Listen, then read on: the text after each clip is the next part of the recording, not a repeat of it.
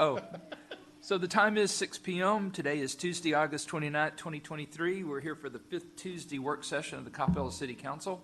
We do have a quorum present, so I'm calling the meeting to order. Item number 2 is our citizens' appearance. I do not believe we had anybody signed up to speak. Yes, sir. So I'm going to forego with all the reading of the technicality stuff there. Item number 3 is the main event. So this is a presentation discussion of the DeVos Institute of Arts Management study regarding the Coppell Arts Center operations and partnership. And Brett, before we get going, I wanted to say a couple of things. This is going to be a part of a much longer conversation that we're going to have about the Arts Center. This is informational for us to discuss and chat about, talk about, ask questions. At some point in the future, we're going to have to come back with a little bit more serious discussion about how we're going to manage the Arts Center in the future, and with some specifics that Mike can take to the Arts Center staff. This is literally for you to ask questions tonight and ask what you need to know, and you know, if there's something that is not available, we can get it later. So anyway, anybody have any questions about what we're doing tonight? Brett? Where is Brett? I was looking for him.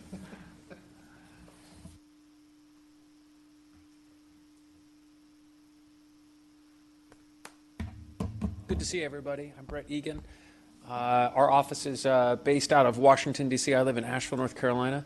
I've enjoyed several visits here to Coppell, getting to know you all and learning about the success you've had a couple blocks down. Just a quick bit about me and about us, which really leads into me talking about you. Our team gets to work in dozens of communities around the country and the world every year. We were founded in 2001 at the Kennedy Center in Washington, D.C. I think I can say without unnecessary boasting that we do as much work in arts consulting in this country as anyone, and have had an opportunity to work with about 50 arts and cultural organizations in the greater Dallas metro. So I've had an opportunity to spend time in the general neck of the woods over the course of the last 10 years, getting to know lots of organizations and people. The reason I go into that is because it's evident as soon as you set foot in the Arts Center that something extraordinary has taken place. I'm not saying that to be nice or because you're paying me. I'm saying that because it's true. I think you already know that. But I spend a lot of time in communities that want to do what Coppell has done and can't get it done. They fight with each other. They talk a big game but don't land the gifts. They can't organize at the city level. They can't organize in the private sector. And what starts as a great idea that everybody's excited about fizzles out. And when you look at the vision that was launched, I understand, by a group of folks, including Mr. Wilson, to put together a world-class facility in I don't think I'm going to step on any toes here, saying modest-sized community, comparatively speaking, beautifully sized, modest-sized community. You walk in and you say, holy cow, what a big thing that's happened here. And you also walk out of the building in my business and you say, how can we keep it this way? That's the second thing that's on your mind. You look at a facility like this and you visit other facilities around the country, around the world, and you see what happens when people say, okay, we did the big thing, and then they take their eye off the ball. And years go by without reinvestment, without taking care of the asset, or people come to take it for granted. And administrations change, political winds shift, priorities shift, leaders come and go, and we end up with an asset that was once a world-class asset that's depreciated or deteriorated to an extent that we look back and we say, boy, wouldn't it be great if we could get the glory days back. Wish we had taken the steps that we needed to take when the wind was at our back to make sure that this remains something really positive for the community. And I think that that's sort of the context in which I would present this data to you tonight. What has been achieved through the extraordinary goodwill and collaboration of lots of different folks, including city folks and private sector, and very, very importantly, the artists and resident companies of Coppell that advocated for this, that built political will for this, and that illustrates to the community every day that a good job was done. And now there's a vibrant arts and culture center that means lots of different things to lots of people. Some great art, but also an economic engine, a reason for people to move and stay in Coppell. And in an environment in which we're working now, that means a lot to cities. So we know that arts are good for cities in terms of cohesion. We know they're good for cities in terms of money. And we want to make sure through this study that we're presenting you with options to make sure that the big investment that's taken place is preserved for as long as we are all able. So I'm going to go through, I think I can move through these slides. That's okay. We've done this. I'm going to move through a few slides here. There's about 25. I'll try to be expedient and, of course, happy to answer any questions that I can answer. And again, if there's anything that I can't answer, we'll get it done for you before I exit stage right. I also just want to thank Mike as he walks out of the room, who's been a very good manager of me during this process. He's also been very forthcoming and transparent and also very helpful. I'd like to thank Janine. Janine put up with at least 400 emails from me over the course of the last 6 months. And I'd like to thank the leaders of the resident companies who have also, I think, entered into this conversation with a lot of good faith and also trust in the process. And I know that that's not always easy to trust someone who looks like me, who comes from a different place. But hopefully we'll walk out of this room tonight or, you know, in the near future feeling like a fair deal has transpired and that there's a path moving forward that everyone can be proud of and feel confident in. I'm going to do a bit of reading tonight. I need to deliver some information, so I wrote it down for you. This is now a public document, and I imagine this will be available to anyone who wants it following today's meeting. And I believe several folks in the room have an idea where some of this is going, but I'll try to get it out and paint the picture. And really the goal is to think about a path forward that preserves the good thing that's here. So our status as of today, these are 3 sentences that are very complimentary to you as a community. And I want to read them, and they're very sincere. And again, you don't have to trust me, but I would encourage you to take it from someone who's seen many efforts like that which you have successfully pulled off fail. The achievement of building, launching, and programming the Coppell Arts Center is an impressive example of a strong public-private partnership, decades in the making. Today's vibrant center testifies to the shared vision, generosity, and perseverance of the City of Coppell, Coppell Arts Center Management, Resident Company Leadership, Coppell Arts Center Foundation, Coppell Arts Council, and the citizens of Coppell. The investment recognizes that the arts build stronger communities, provide essential stimuli for education and enrichment, and help foster economic vibrancy and sense of place. In addition to the city, we know that there were many parties involved in this, and that a lot of blood, sweat, and tears, political goodwill, social capital, good old-fashioned networking, politicking, advocating was required in order to build momentum for this and get it done. We also know that every single day resident companies go into that space and contribute their time and talent, not because they're making big bucks, but because they believe that this is important and that providing quality content for people to come in and see a reflection of themselves and their community and have important discussions or just enjoy themselves is a critical pillar of any thriving city.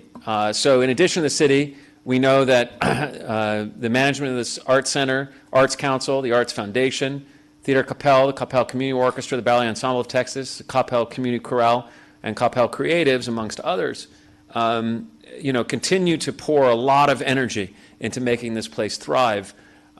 Together, these parties have conceived, advocated for, sought funding for, provided programming within the Arts Center for the benefit of lots of folks, students, artists, citizens of Coppell, and the city's guests, friends, neighbors, and visitors. So today we meet to discuss the path ahead in that same spirit, the spirit of continued partnership, collaboration, belief in the power of the arts to build and sustain strong communities.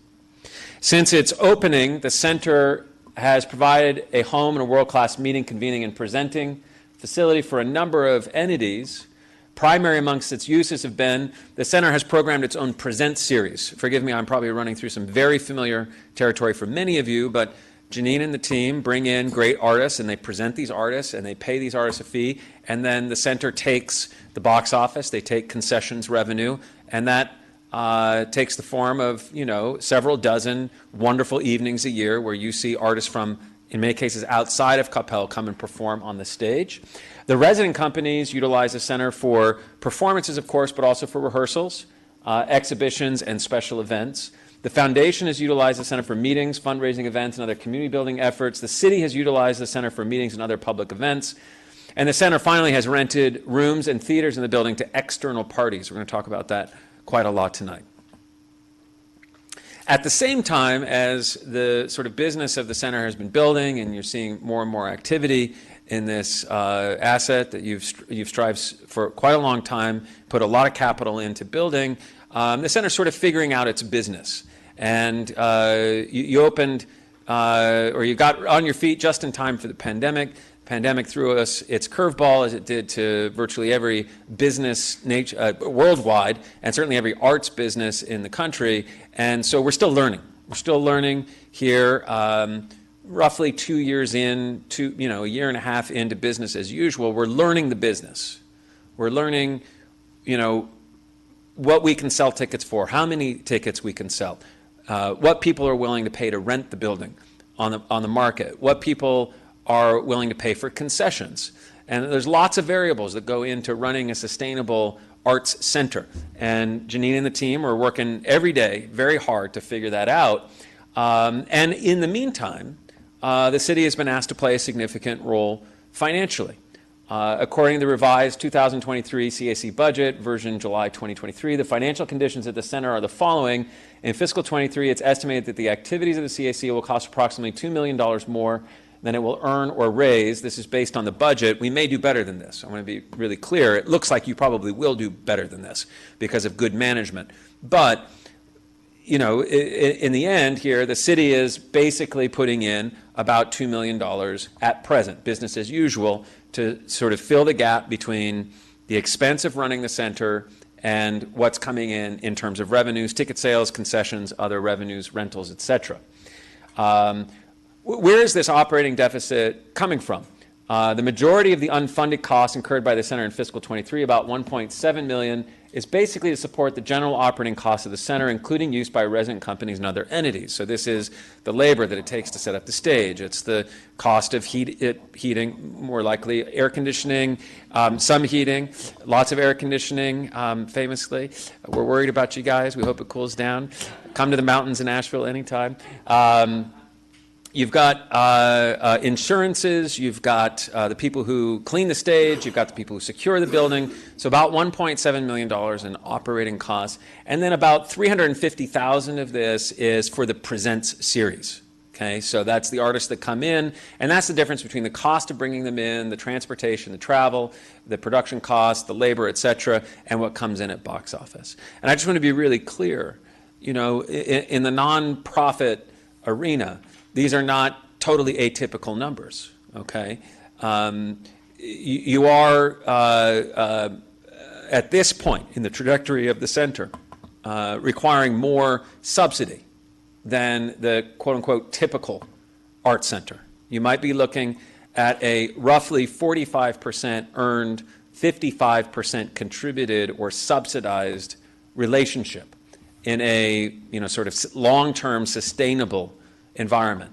And right now, we're not quite there. We're about 10 or 15% earned, about 80% contributed, okay? So what we want to do is think with you about how we can begin to achieve a more sustainable balance over time. Moving forward, really two key questions arise. Now that the building is open, and alignment with all parties' commitment to a good faith discussion, what fair arrangement can be achieved between the center, the city, the foundation, the council, and resident companies that will help sustain both the center's operations and facilities in perpetuity? That's really the idea here. You put all of this effort into building this beautiful center. What actions can we take while we're still healthy, while the wind is at our back, while there's great community goodwill to say, what reasonable steps can we take that's not going to knock anyone down a peg to make sure that this can continue at a world-class standard ad infinitum. And importantly, that will not unnecessarily or unsustainably impact any of its users, and notably the resident companies. And secondly, what are the most suitable roles for the Coppell Arts Center Foundation and the Arts Council in this effort? I think there's a sort of byline in this discussion, which is that there's a lot of goodwill running around town. And the foundation has got itself up and running, and the council has been around for a good long time. And we're trying to just sort out, what's the most practical, long-term feasible role for those two parties, so that we're working in concert rather than, perhaps sending out messages that may from time to time cause a question. Okay, so those are two of the key questions that we looked at in the study. Through resolution of these questions, we aspire to determine a sustainable logic for the role that all parties can play to ensure that the Art Center remains the first-class venue it was conceived to be and is expected to remain by all involved. This study has aimed foremost to consider what would be required to operate and maintain a world-class facility. It's in the management agreement, it's in your founding charter, it's clear when you walk in the building, it's an expertly put together building.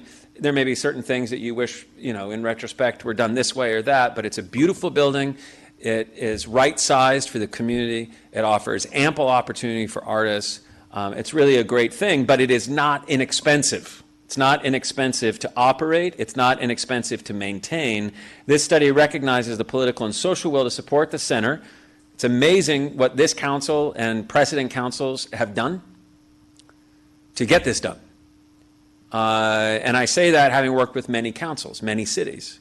I won't go on. I'm not saying this to be nice, but you know that there are a lot of examples out there of cities that couldn't do what has been done here. We recognize that social and political will. We also recognize that we need to achieve a sustainable balance as reasonable moving forward. So we're putting out a provisional goal for you to consider as a community. Think about that $2 million number, and we say, what would it take to cut it in half? Okay, we say, what would it take to cut it in half?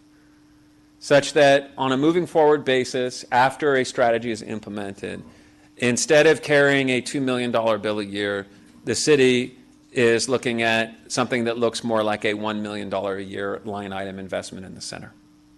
Okay? Now, that's a theory, a hypothesis. I'm sure that will lead to some debate, discussion. But what I wanted to do was to illustrate a path toward that outcome. When we look at where new money can come from or where the center can reduce its costs, okay, when we're talking about $1 million, we're not only talking about revenue, we're also possibly talking about some savings. Although at this point in the trajectory of the center, it's more a revenue question than it is an expense question. The primary means for the center to create sustaining revenue in the future are fourfold. First, fundraising. Second, rental and usage fees. Third, sales of tickets and calibrations to the Present series. Fourth, other incomes, and there are a number of them.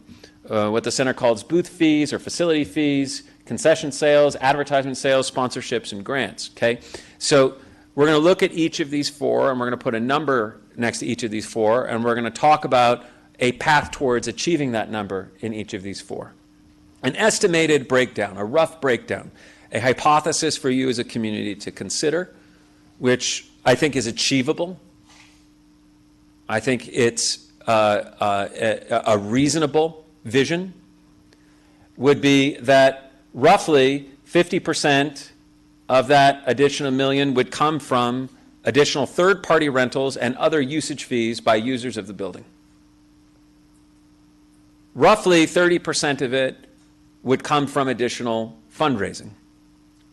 Roughly 10% of it would come from an additional calibration of the Presents program, both thinking about maximizing revenue and possibly thinking about constraining costs. And then roughly 10% from those ancillary or other incomes. We're going to talk about all four of these now. Fundraising. We just came from a great meeting with the board of the Coppell Arts Center Foundation. It's a lovely group of people, serious about the health of the center, We know many of them have been involved in helping to get the center going. And I've put out for them a suggestion that they think about over the course of the next 5 years, not tomorrow, not next year, over the course of the next 5 years, moving in the direction of seeking to secure about $300,000 annually in contributed support. Last year, they raised about $80,000. Okay, so over a 5-year period, we would be thinking about building on that platform in a community that is a relatively affluent community, thinking about how we can bring more people in as individuals, as small businesses, some of the foundations that fund arts activity in the state, in Dallas County, in North Texas generally speaking, perhaps even some funding from outside of North Texas.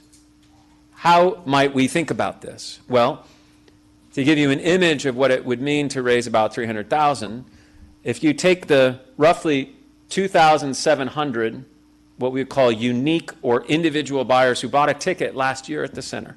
It's roughly how many individuals. We're all unique buyers. We may buy more than one ticket, but each of us is a unique buyer. So you had 2,692 or thereabouts different people walk through the door. They may have walked through several times, but 2,700 different people walked through the door. If each of those folks had given $125 last year, you would have reached that $300,000 goal. Okay. Now, not everybody's going to make a $125 donation. Not everybody has the ability to do that. Some folks have the ability to do more. We hope that they would, because they believe that this is an important goal. But that just gives you a sense of how to eat the elephant one bite at a time. It's not outside the range of possibility that an entity that in its first year of active fundraising raised about $80,000 would begin to make its way toward, over the course of a 5-year period, a $300,000 annual goal. A separate strategy for foundation fundraising has been developed as part of this scope. We're not going to talk about that tonight. And I want to say that if the foundation doesn't get to $300,000 over the next 5 years, I wouldn't consider it an abject failure. I wouldn't have put the number out if I didn't think it was achievable.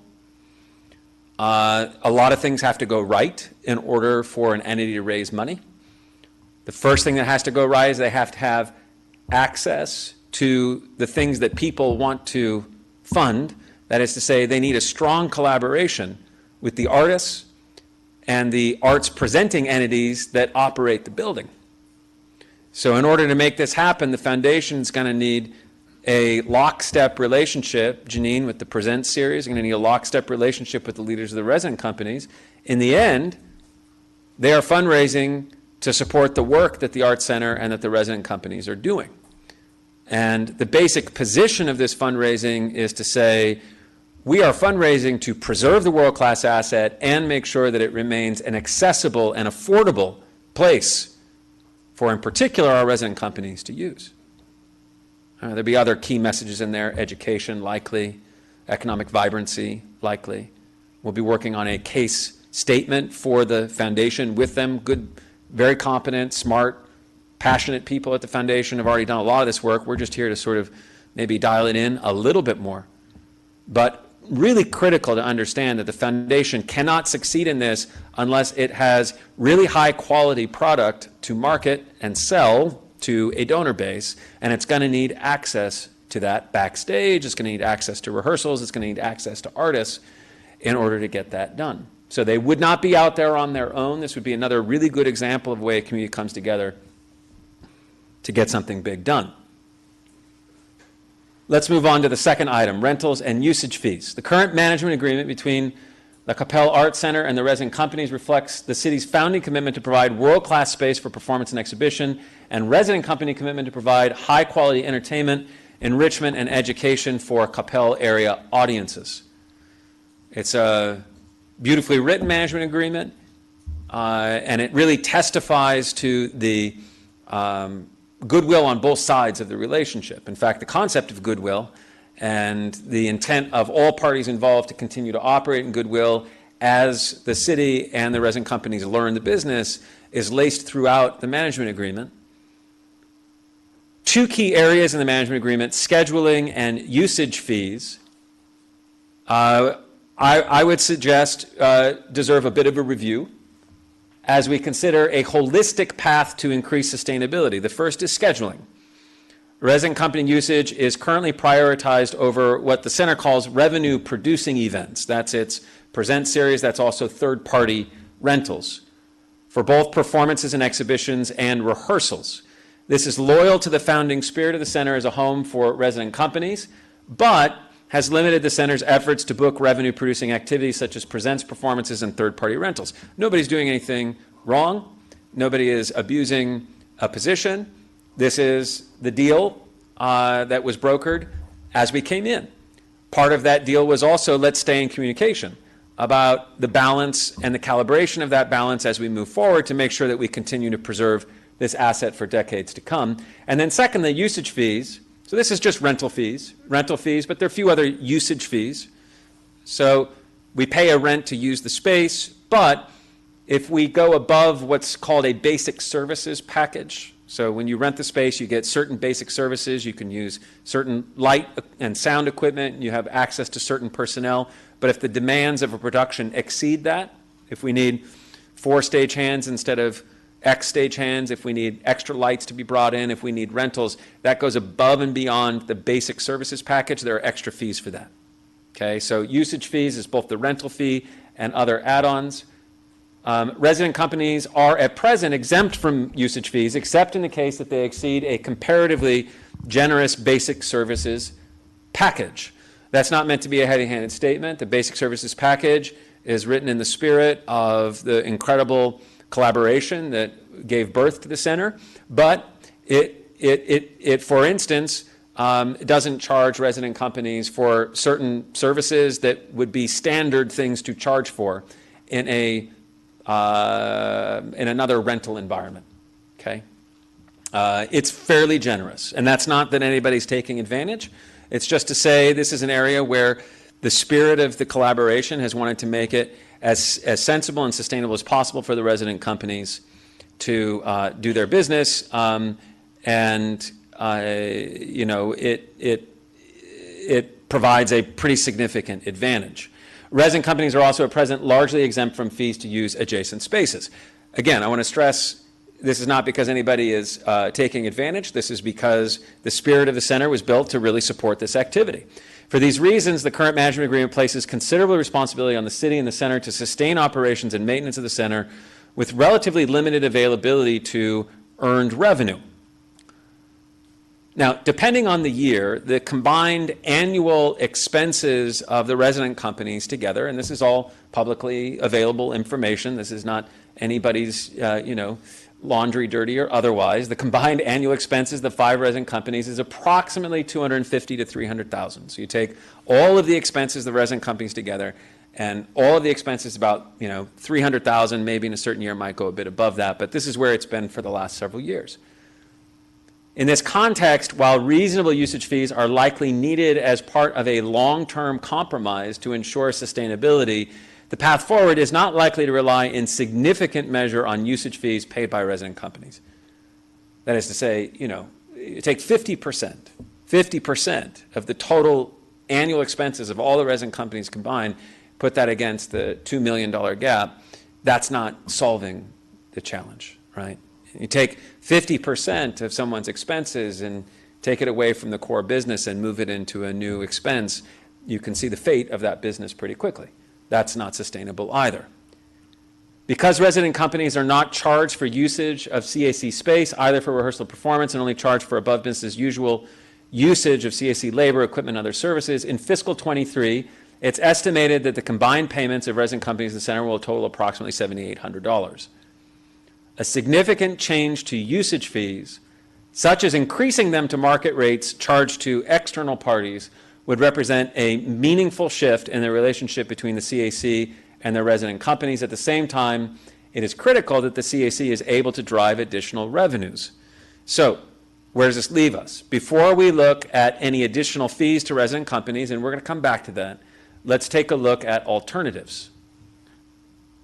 The primary source of meaningful additional revenue in coming years can be from market-appropriate rental and usage fees charged to outside parties.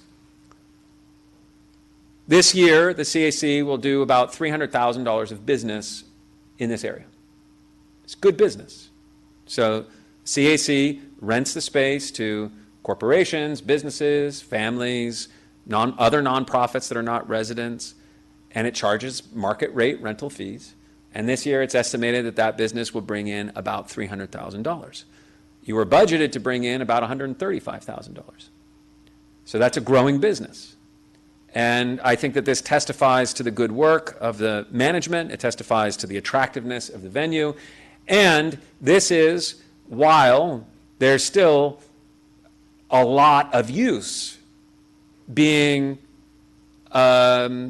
created by resident companies, by the foundation, by the city, by the Arts Council for its activities.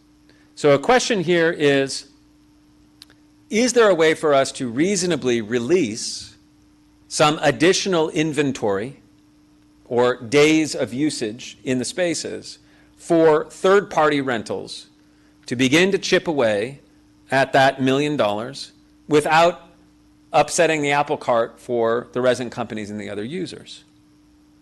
At present, the building is activated through the Presents operation, through resident company, and through third-party usage, 344 out of 350 usable days a year. So 350 is basically 365 minus 2 weeks closed for maintenance and other activities. And you've got activity coming through the building 98% of that time, 99% of that time.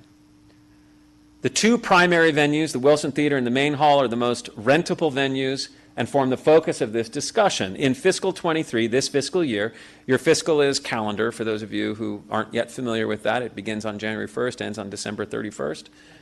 Is that right? No. Is it? October 1. I'm sorry, excuse me.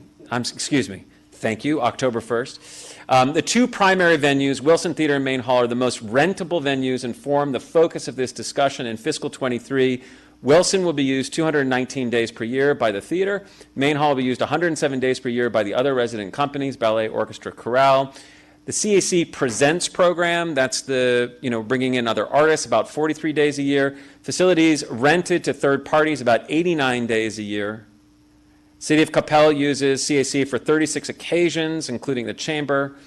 The foundation uses CAC about 6 times a year. Okay, so this is business as usual today. So the question really then becomes for us, how can we free a little bit more time for the center to bring in additional business through third-party rentals in such a way that it can afford to keep costs as low as possible for resident companies, foundation, city, etc. For example, renting 100 additional days of inventory in each the Wilson and the Main theaters each year would yield approximately $600,000. Now, that's not what we're going for. We're not going for $600,000. Just bear with me. When averaged between performance and rehearsal uses. While an additional $600,000 is neither needed nor likely feasible, that's probably pushing it. Remember, this year we're at $300,000. That would be tripling the income. A version of this path can form revenue focus number 1, that is to say, the first big focus in the pie chart, but is only possible if additional inventory is available for this purpose, specifically the Wilson Theater and the Main Hall. So the scenario that I'm sort of looking at here, this is basically 3 different scenarios. If rented externally for 50 days, if rented externally for 100 days, if rented externally for 150 days. So if rented externally for 50 days, the Wilson Theater and the Main Theater, if we charged what we currently charge for folks to use it for a performance. So for those of you who aren't read into this yet, we charge different rates for performances than we do for non-performance or rehearsal days. That's standard, that's typical, that's decent business. So if we multiply 50 days by $3,000, we get to $150,000 of revenue. Wilson, we get to $250,000 revenue. Main. We multiply that by rehearsal, $1,500 for rehearsal, $2,500 for Main, times 50 days, we get to this math. The 100-day scenario, okay, $300,000 Wilson, $500,000 Main. Not everybody's going to use it every one of those days for performances. $150,000 for rehearsal, $250,000 for rehearsal. This $600,000 number is an average between performance at $800,000, rehearsal at $400,000. This is just as an example, okay? You remember from my pie chart, if you've already done the math, we're saying roughly 50%, we're not going for 600,000, and 50% is actually going to be composed of a few different items. So this just sort of gives you a sense of what it would mean to unlock more days for third-party usage. I should also say that this is not necessarily or only about the resident companies not being in the space at all during those days. It's partially about the order in which this is booked, okay? So we want to find a reasonable balance between providing every advantage possible to resident companies continue to do the best work possible and providing the opportunity for the center to bring in as much third-party rental revenue as possible to keep those operating costs as low as possible for the resident companies. And one of the levers that we have is basically the order in which the space is confirmed. We're going to get to that in a minute, the order of scheduling. Secondly, we can look at a sensibly and sustainably modified arrangement between resident companies and the center. So now we're going to lock in on, does it make sense to ask the resident companies to pay a usage fee of any kind to use the space? And remember that if the goal is, roughly $1 million, remember that the total expenses of all the resident companies put together is about $300,000. Our wiggle room inside of $300,000 before putting our treasured resident companies into severe financial duress is fairly constrained. So it's sort of within that mental container that we're operating. What is a reasonable path forward that incents the type of thoughtful consideration of usage of space as a community that would provide the center to unlock more days of inventory by having perhaps slightly fewer days of resident company usage or consolidated days of resident company usage that would provide the center with the opportunity to make more money on rentals. In 2022-23, the combined resident company usage of the main hall, the Wilson Theater, and reception areas had a value of about $832,500. Okay, so when you just total up the market rate of the usage of all the resident companies combined, it's about $832,000 value based on the market rates. Okay, so just to go back, that's these rates here. On a moving forward basis, if the CAC charged resident companies just 5% of this value, or in other words, subsidized usage by 95%, assuming the same level of usage, no behavior changes whatsoever, resident companies would pay approximately $41,750 in the aggregate each year based on 2023 dollars. Okay? You all can do the math. It's about 13 to 14% of annual expenses into that $300,000. I'm dealing in the aggregate. I'm taking pains not to single anybody out. We want to be, mindful and collegial and present this as a community path forward. Okay? But remember the aggregate expenses of roughly $300,000, $300,000 in change, $41,000 into $300,000, 10, 15%. If this policy were adopted, this nominal usage fee would be billed on a per usage basis. That is to say, if behavior changed and there were fewer days used, or for instance, instead of doing 3 performances over 3 days, there were 3 performances over 2 days, or instead of doing a 5-week run, it was a 4-week run, these numbers would come down. So there is choice built into this for the user. This would represent an average per day usage fee of about $150 or $18.75 per hour on an 8-hour day. And this is roughly an average of the Wilson and Main Hall rates. Okay. So this is a key slide, obviously. This is a significant proposed change. It says that as a community, we're coming together to try to find a long-term sustainable path forward. We recognize that the purchase power of the resident companies is not of a scale on par with the total challenge. We recognize that we need to have a multifaceted strategy, and that the primary strategy cannot be to pressure resident companies to a point where they are in financial duress. At the same time, we need to create a mechanism whereby the center has additional inventory to drive earned revenue in such a way that it can continue to provide, in this case, a 95% subsidy against market rate usage for its most treasured colleagues. To decrease need for resident company usage of the theater and the main hall, we understand that this body is considering the purposing of the hangar as a rehearsal studio. And this is something that we would like to encourage very thoughtful consideration of. We know that the hangar is not the same thing as working in the theater. From everything that I understand, it is a suitable space, that there would be some capital investment likely required in order to get it to the place where it was an ideal space. And it would take some scheduling Tetris to make sure that the folks who wanted to use it had access to use it. But right now,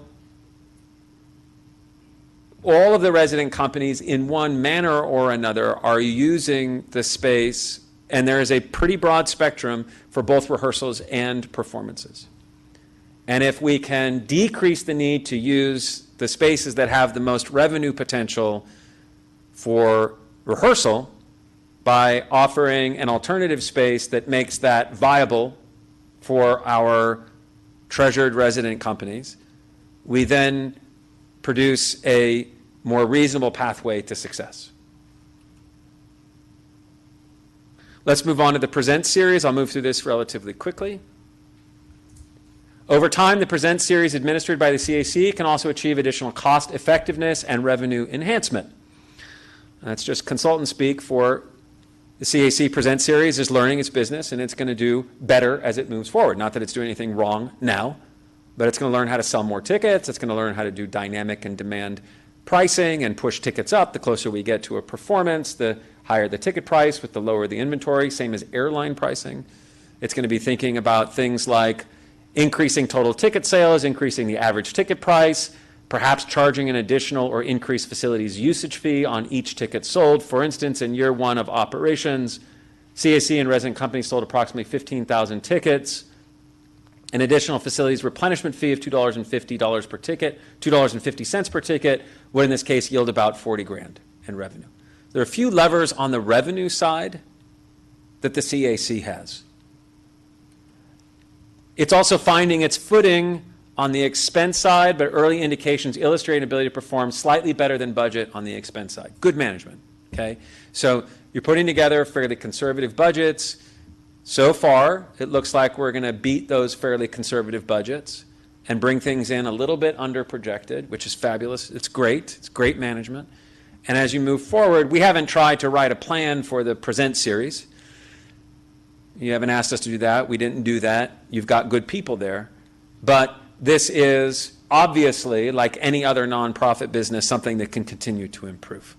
So we would be looking for, between these efforts, an additional $100,000 here. Either earned revenue increase or decrease in expense, but an increased delta of about $100,000.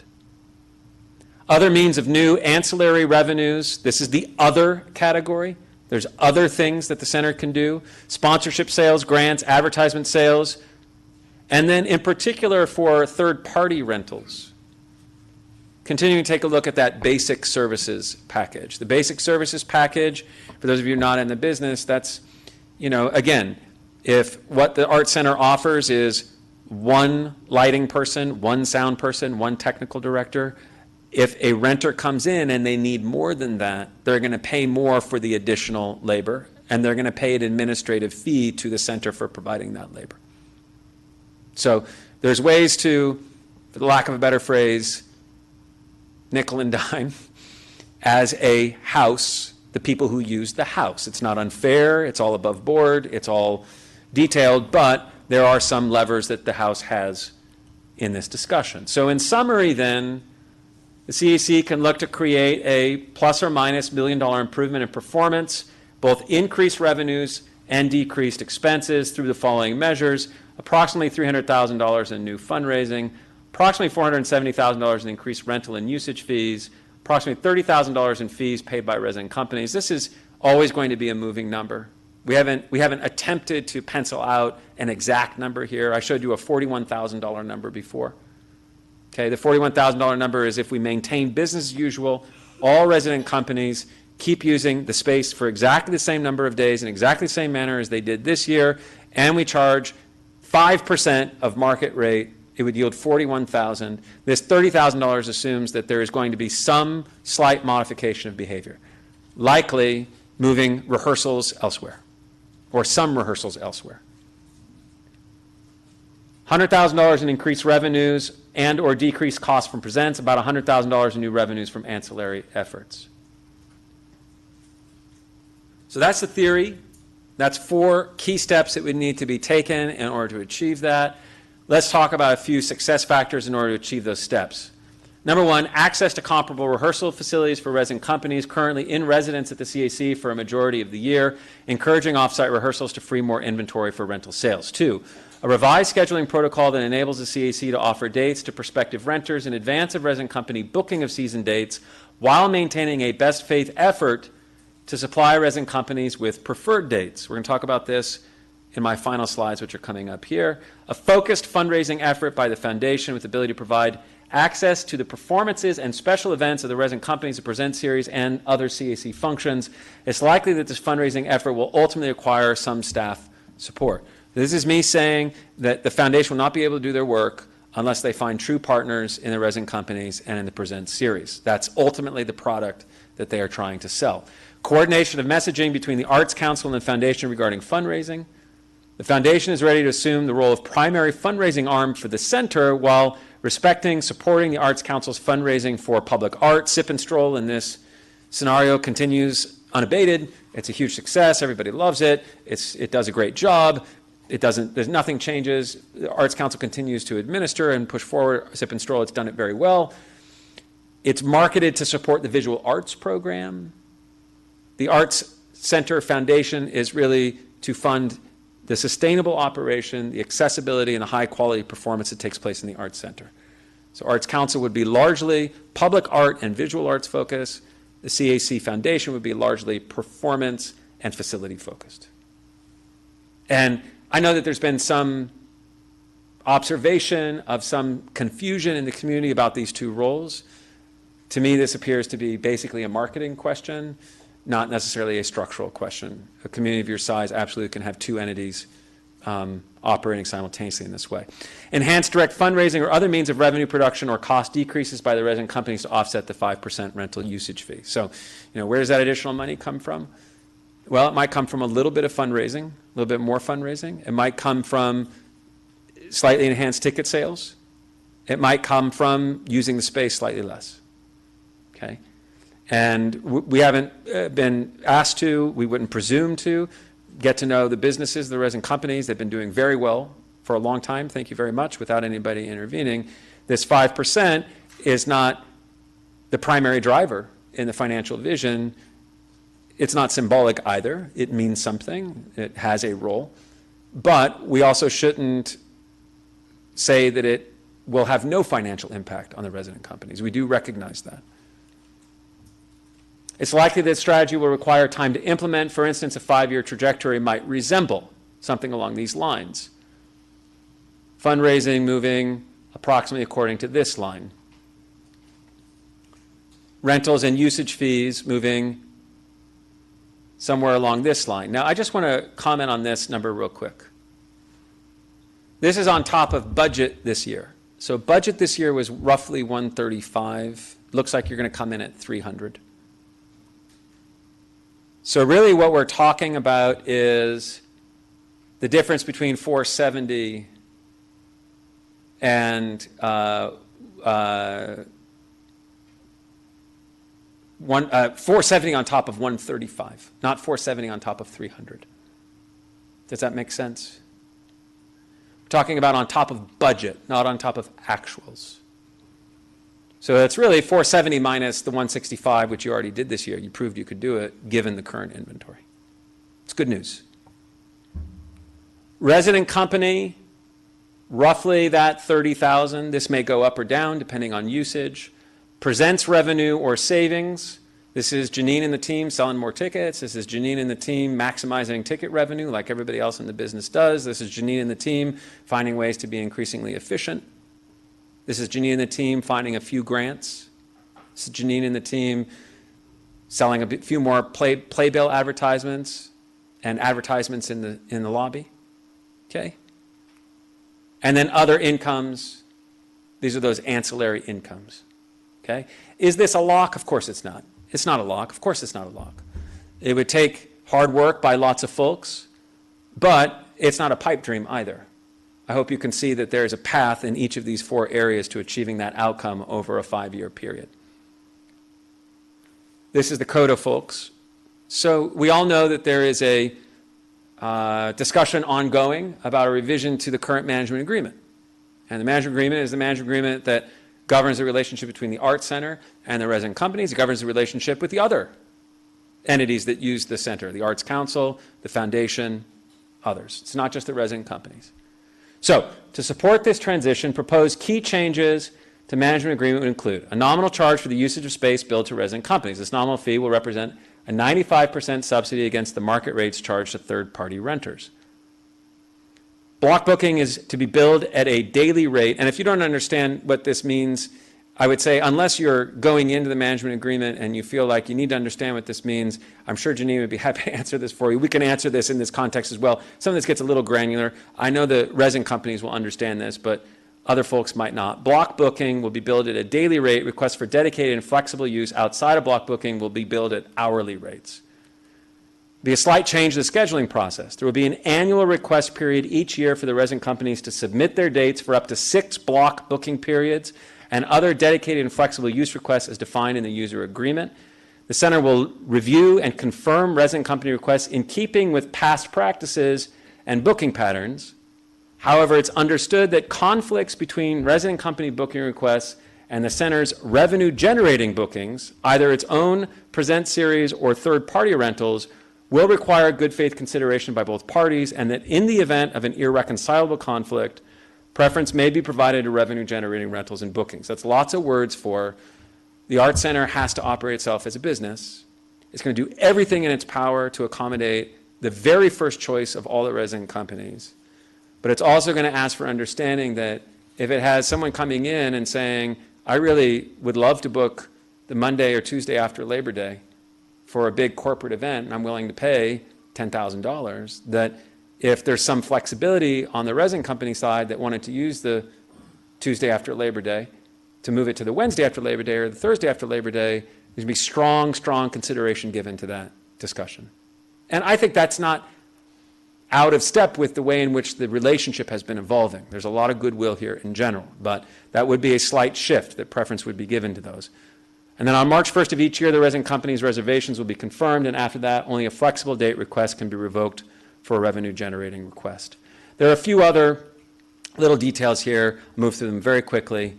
Contracts will be auto-renewed for 3 years. After that, the city may opt to renew again or ask the resident company to reapply to be a resident company of the center. Users of the building will be asked to cover the cost of any damages to the building. No subletting will be permitted. Cancellation and change fees will be assessed if we cancel dates or change dates. Deadlines will ensure that the center receives marketing and event execution details from the companies in enough time to be able to do its work to promote those attractions. Resin companies will be permitted to sell their own concessions and keep 100% of the proceeds or hire the center's concessionaire at a reduced rate. And then there have been very minor changes to the basic services package allotted to each rental, still exceedingly generous. So in sum, and this is the last slide, and then of course happy to take any questions that I can answer.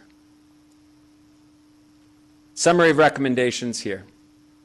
First, recognize and value the work that has been contributed by a broad set of stakeholders in pursuit of a common goal and the success that work has achieved. Proceed in a similar good faith basis. You've got a great thing here. It's very clear that there's a lot of trust in the community. It may seem like an intangible, but that's really the difference I've found in getting something like this done. Pursue a 4-part strategy to achieve approximately $1 million in performance improvement in the next 5 years. Adopt a phased approach, pursuing this goal incrementally over the period. It's not going to happen next year. Make modifications to the user agreement that at once honor the founding commitment to resident companies and provide a path to long-term sustainability, foremost scheduling and 5% of market rate usage fees. Fifth, recognize and value the complementary roles of the foundation and the council. And then lastly, I'm suggesting that you would plan a 1-year review of implementation on the management agreement. Come back together after a year, what have you learned? And be willing to look at it and say, you know, are there things that have gone really wrong and that really shouldn't wait 2 more years to discuss? Are there things that in common sense we can look at together and say, this is really hurting one of us, or something that we had planned isn't working out as we thought?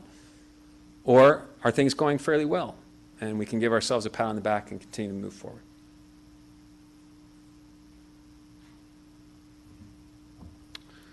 I hope I've given you a framework to think about, how to close the gap a little by asking what I think is a reasonable amount from each party involved. But of course, eager to hear your responses and field any questions that I can. Thank you. Thank you very much. I think we're all a little silent, overwhelmed, so. It's a lot. Yeah, it's a lot. I'll kick off. Oh, sorry. Sorry about that.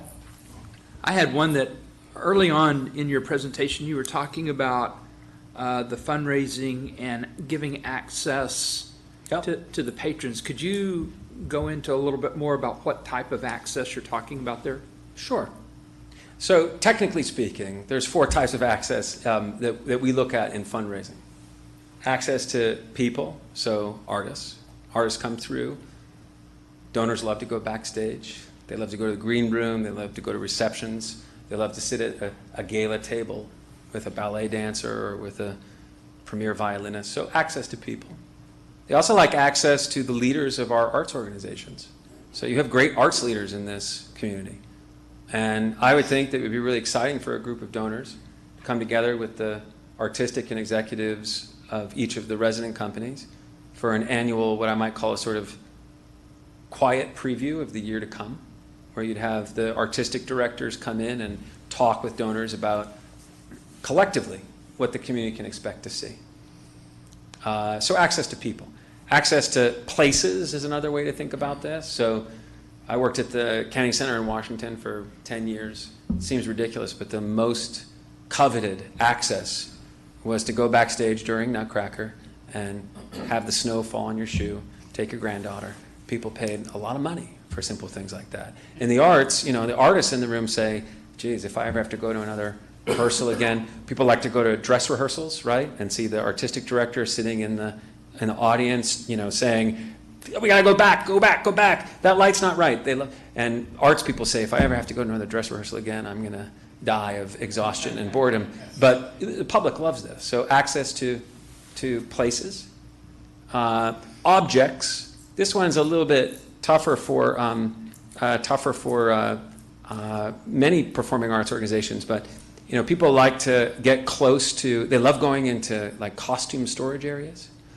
If we have a great costume storage area, or you know, we have archives, and go in and look at the history of an organization, and then experiences is the fourth key area of access that I focus on. And again, that could look like a rehearsal, but that could also look like a dinner with an artist.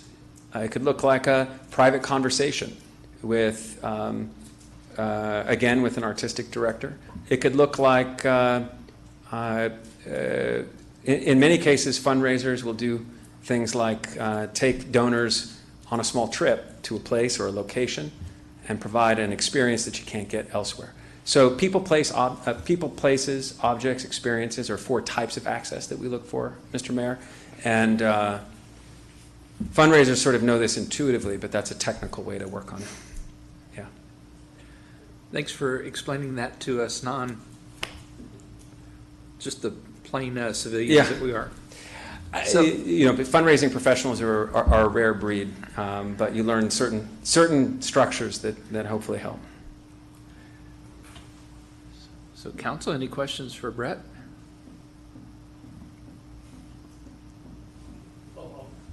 Jim? I got I'll jump out there. Thanks for all that, it's fantastic. Sure, Jim.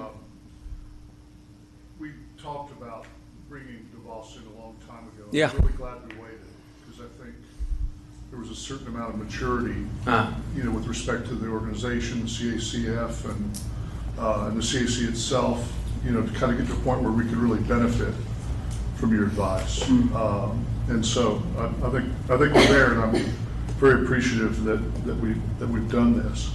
A couple questions. Sure. Okay, so I know that for some time, of course, during the pandemic and after the pandemic, there was a reluctance on the part of artists to greet donors in the green room because of the kind of the pandemic-induced fear. Yeah. In your experience and your knowledge, has that reluctance passed? Yes. Is that a realistic benefit that could be offered? Oh, yes. Yeah, I would say, listen, as with all things, you want to be respectful of almost any limit that an artist would provide. So there may be some artists who are uncomfortable with that. But I would say, the vast majority of COVID concerns and precautions have been released at this point. So yes, I think that's a reasonable expectation. Again, I would defer to the comfort of the artist, but in general, I think that's a reasonable expectation. Okay, thanks. That's good news. And then, like, certain experiences, I've always said that, for a lot of people, particularly donors, one of the most important things you can offer is an experience that they can't buy on Amazon or Yeah. the Neiman Marcets, because it's something unique, and it's something that brings greater value to their donated dollar. Yep. So if we cut a deal through the agent that allowed for, certain donors to have dinner with, like Kirsten Chenoweth. Uh-huh. That would be fun. Aren't we paying more to the artist to provide that dinner that we would then have to offset through increased donations from the donors themselves? So I think there's a couple important parts of your question. Yes, you'd have the additional cost of the dinner, which you have to pay for, but the donors would be paying for that in one way or another. The question of whether or not you have to pay the artist additional money in order to get Kristen Chenoweth to sit down for dinner, I think it depends on the artist, and it depends on the negotiation. I haven't worked with Kristen Chenoweth, but I've worked with, for instance, Yo-Yo Ma a number of times. And Yo-Yo Ma is one of the most generous people you could possibly imagine. I opened the first opera house on the Arabian Peninsula in Oman in 2012. And Yo-Yo Ma came the second or third week of the performances, and he proactively and insisted on doing a number of master classes with local Omani youth that were open to the public. And it wasn't even something that we had asked him to do. So I think it really depends on the artist, and certain artists are very comfortable with that and are happy to do it and understand that's how arts organizations really thrive and flourish. And other artists might be a little bit more cagey. One other extremely generous artist that I've worked with many times is Renee Fleming. And Renee Fleming or Placido Domingo, who I've worked with a number of times as well, they sort of expect that they will be asked, especially if they're asked to perform for a gala. They sort of expect that they're bundling into that fee, needing to be accessible to donors. So I think it depends, but it's absolutely always worth asking, and it's not going to offend anybody. And it's almost always expected. And sometimes you'll get it for the same fee, and sometimes you might have to pay a little bit extra. And that takes place when Janine goes to New York to the big booking session? That takes place when Janine walks into Yo-Yo Ma's office and says, "This is the deal, take it or leave it." Yeah, that takes place usually in discussions with, so all the artists have agents, they have representatives, and you'd say, often a very typical equation would be, we're having our gala. You invite an artist to perform at the gala, they know what that means. They're going to give you a slightly higher fee rate, and they're going to expect to go to the dinner, and they're going to expect to go to a reception, and they're going to expect for their name and their image to be used to sell all of your gala tables. Okay. And then just one more question. When you reference the capital improvement to the hangar that would be required to facilitate a greater number of rehearsals there, could you kind of put a little bit of meat on the bones? I don't have detail on that. I don't know, Mike, if you want to speak to that or if there's any visibility on that at present. Sure. Yeah, this is the old fire admin building, just right across the corner from here. Oh, So that's, we refer to it internally as the hangar. Oh. And it served as the library relocation, if you remember. Yeah. And it serves as our training for computers, as an example. But anyway, we're making a presentation to y'all in the second meeting in September. I don't have numbers right now because they're still working on that. But the idea would, so this comes from Fire Station 5. If we move forward with Fire Station 5, there is no home for the resident companies. Literally, there is no home.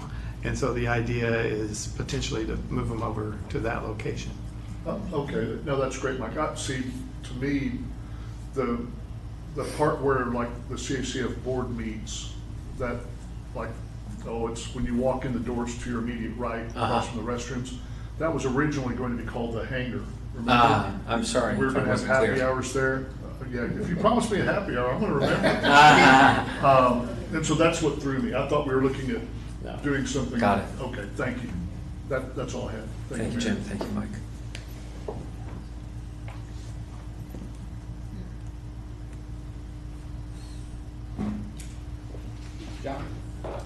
Thank you, Mayor. I actually have a question for Janine. The number of things that he talked about, whether it's backstage access and other things, reception, so on, are those not things that we have tried or not even touched upon, or where are we on those so far? So far in contract negotiation for artists, many of them in the past first season and partial of the current season we're in and ending right now, they still were COVID, were not interested in doing it. If you've been to a show at the Art Center, probably within the last 3 months, we have had artists now willing to come out and come into the lobby to meet with guests. So this year, when I start negotiating artists for the season 24-25, we will start putting those asks back in. When we negotiated the current season that is now, the 22-23, we negotiated those deals back in 21, early 22. So a lot of those meet and greets and VIP experiences were off the table.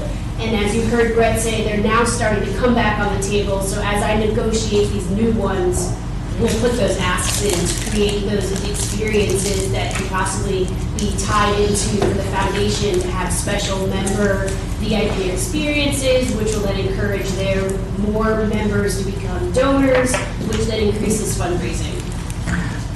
Thank you for that answer. Are we just reaching out only, do we trying to do that only the performers that we're reaching out, or those that actually call in and say they're trying to schedule a date at the Art Center? So if a third-party rental comes in as a show and they want to do their show publicly, we always ask them when we onboard and go through what are your needs? Are you offering a VIP experience? Are you offering a meet and greet? And if you are, what do you need for that? And then some of them may opt, hey, we want a special room. They'll have to pay for that room, obviously, but we will provide that. And then that will be offered in the package of how they want to promote their show to the public. Because some of our third-party rentals that come in, we ticket, which means we would control how you buy the ticket and how you buy the VIP experience. Some of them ticket it themselves, and we link it to our website so that people know that it's at our center. Okay, I only mentioned that because I think, for example, some of the performances that came as a Korean cultural performance or even K-pop, I don't even think they actually knew about those options, and that might have been a great opportunity to provide that for the experience of the donors and so on, to make that additional, I guess, incentive for them to donate. So that's why I was asking about that. Thank you.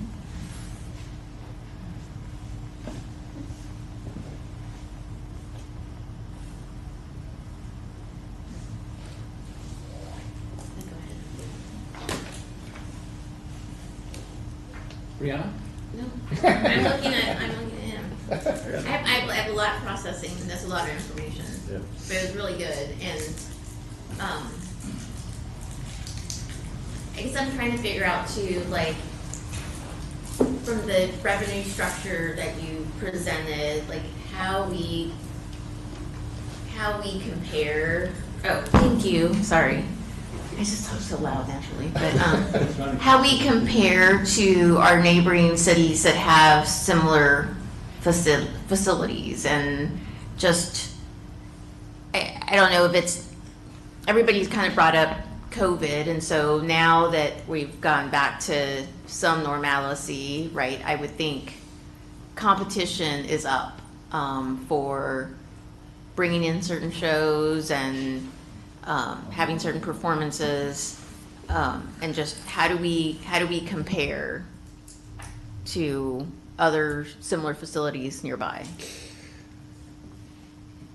Here's how I respond to that question, because you've got a big range, and it depends on how wide we want to draw the circle, right?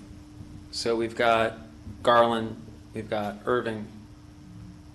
A bit further afield, we've got all the folks in Dallas and Fort Worth, right? And I think you want to look at this, if I may, through a few different lenses. One of them is, what can we do here that will affirm our community's sense of self and just be rewarding for the people who live here?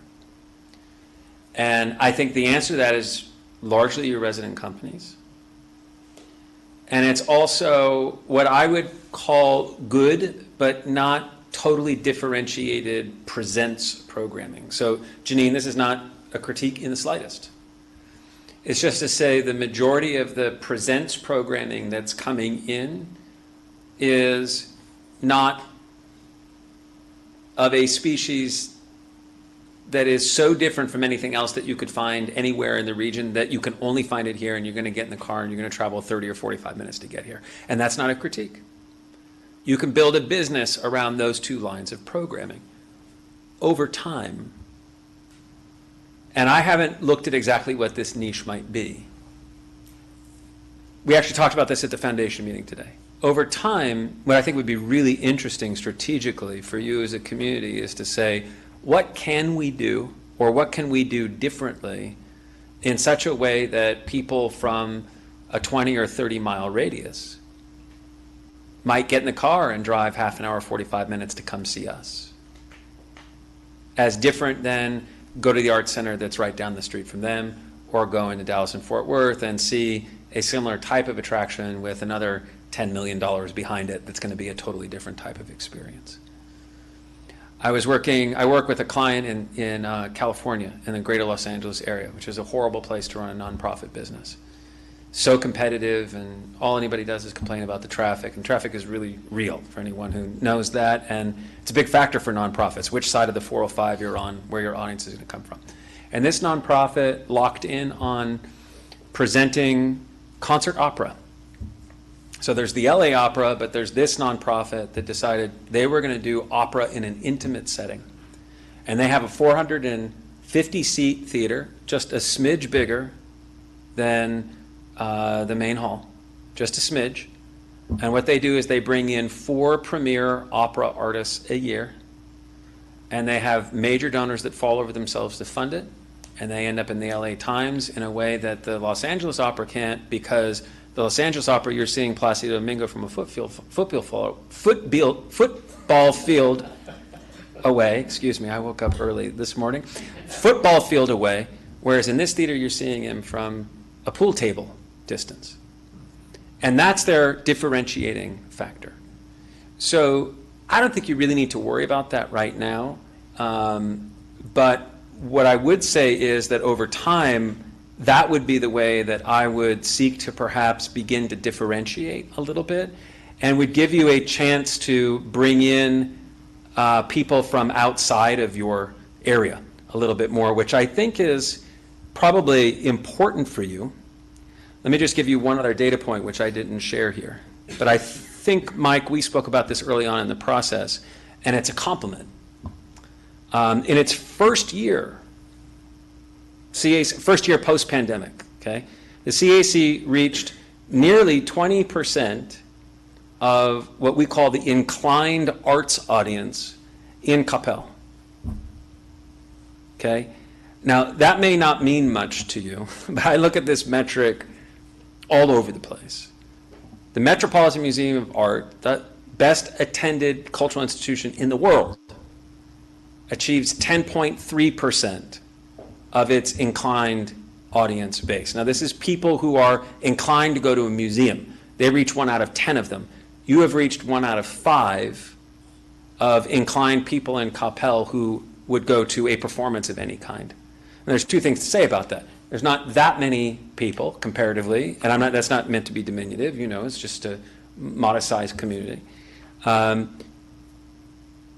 So what we were talking about, and this is getting a little bit more detailed than I think even you've asked for, but it's just an interesting data point. I think 5 years from now, the ideal marketing radius would be about 20 miles. About 20 miles. If you could make the argument that there's something here that's worth driving 30 minutes for, I think that opens you up to a potential buyer base that gets maybe Janine's ticket sales in the direction of where I'm headed here. Although I don't think you need to get all those folks in order. It's just the amount of people that you're working with in Coppell is relatively modest compared to how many tickets you need people to buy in order to pay the bills. I hope that makes sense. Yeah. So Brianna, I would really be thinking about, you know, over time, what is it that this community wants to say, this is our differentiating factor when it comes to arts and culture? I don't think you have to solve that question right now. You have a very solid business. It's going to continue to grow. I think the resin companies are part of that. I think the size of your hall is part of that. You're smaller than Irving, but that's an asset. That's about intimacy. It's about community. That's about access. It's about a different type of conversation. Sure, Brianna. When you were talking about the $150 per day fee Yeah. that the resident companies would pay, is that the 5% of It the? is. Okay. And it's a blended rate, Mr. Mayor. Janine, do you want to speak to that, the $150 figure? So in the proposed new user agreements, management agreements, as Brett had spoken of, there are daily rate fees dedicated for the main hall and dedicated for the Wilson Theater. The average was $150 when you put those together. But we talked about block booking for 6 block booking periods. So for a show or event for a block booking main hall, it would be $250 a day. That's 5% of the market rate value someone else pays to rent the main hall for a performance. And in the Wilson Theater, it would be $150 a day for a performance. Rehearsal rates are less. Wilson Theater rehearsal rate is $75, and the main hall rehearsal rate is $125. And then that would be in a block booking. That would mean from the time the resident company moves into the space and moves out of the space, their days would be based upon their usage. Rehearsals, events, and then if there were dark days, that's a different rate. And that's for the usage of those 2 rooms only. Thank you. Bishan? Thank you, Mayor. Thank you, Brett, for the presentation. I have a couple of questions. Sure. Today, $2 million is filled by the city appropriations. Approximately. And you talked in detail about how to fill the 1 million. Correct. What about the rest of the 1 million? What recommendation do you have? We haven't tried to solve for the rest of the million. There are a few ways that you could think about that. One would be to come together as a community to build an endowment. And an endowment is, for those of you who know this business, is a invested corpus that, as a standard practice, one would take somewhere between 4.5% and 5.5%. There's some leeway on either side of that to fill in that gap. So, for instance, in order to yield $1 million, everyone can do the math. You multiply $1 million by 20, that's 20 million, and $1 million is 5% of that, right? So one way to think about this, and I'm not saying this is achievable right now, but one way to think about this is an endowment that would yield a sum that is approximate to that remaining gap. Okay? And that would take a community fundraising effort along the lines of the type of community fundraising effort that you did to build the building. So you've proven once that you can raise that level of money. The question is, would you be able to do that again? Any of the 4 levers that I've given you could outperform the projection. Any of them could outperform that. I'd be hesitant to put that weight on the shoulders of rentals. I think the projection for rentals is on the assertive side. I don't think it's aggressive. I think it's assertive. It may be that you find that you build a reputation for being the nicest, most customer-oriented, best supported facility to use for rentals in a 30-mile radius. And you may find you have incoming business from many more people than know about you right now, and that you could possibly exceed that. But what I would say is, a lot of your costs are already baked in, so this is not an expense side issue for the most part. Yes, you're going to continue to look at salaries, you're going to continue to look at FTE headcount, you're going to continue to look at each of your sub-vendors, you're going to squeeze the nickel until the buffalo poops on each of those expenses. Right? But you're going to also be thinking about how can we drive more revenue. And I don't want to put pressure on the foundation. I know the foundation, I think, looks at $300,000 and says, that's a bridge from where we are. That's going to be a significant haul. But this community has proven that it's philanthropic. This community has proven that it is optimistic. And I wouldn't be surprised to receive a call in a number of years that says, hey, Brett, we just passed your projection and we're heading for the next one. So I don't want to, sugarcoat this. I think getting to close a $2 million gap would take a combination of significantly above average performance on all of those metrics, and very likely some cuts in areas where I couldn't advise you right now where they are. I didn't really look at the business structure of the CAC operation per se. It does not look to me flabby. It does not look to me outsized. A $2.5, $3 million operation for a building like you have with a Present series is a very reasonable budget. So I would say outperforming any 4 of the areas or an endowment would probably be the first place I would look. Thank you. My next question is, we are a 42,000 population city, and you mentioned 2,900 unique ticket buyers. Yes. How do we increase that to a higher number? So let me try to explain the conversation I was just having about what we call inclined users. So inclined users, think about the difference between the American public and likely voters. Right? So when a polling agency does a presidential poll, they distinguish between, are we talking to people who have voted in the past and have said they're going to vote in the future, or are we just talking to every American adult over the age of 18? And usually we put more faith in the likely voter polls for a very good reason. They give us a better indication of who is going to come. The National Endowment for the Arts, which is the federal agency that has funded the arts and studied the arts since the 1960s, has run since 1982 a longitudinal study called the Study for Public Participation in the Arts. And what the Study for Public Participation in the Arts does is it tells us, I'm trying to find a slide where I have the exact data so that I can be clear with you. It tells us out of every 100 American adults, how many goes to one performance or museum each year. So how many of them are active arts people? And the threshold is very low. I go to 1, okay? So the answer to that question is that roughly 33% of American adults, 1 out of every 3 adults over the age of 18, goes to one performance each year of a musical play or a music event. And so what we did is we took 42,221, your number, we multiplied it by 33%. It gives us an inclined audience base of 14,000 people. And then we put your 2,700 into the 14,000, and we got to 19.1%. So the reason I go through all of that with you is actually a compliment to the management and to what you've done here. You're attracting more on a pro rata basis than the most heavily attended arts and culture institution in the world, vis-a-vis its community. It means you have an invested public.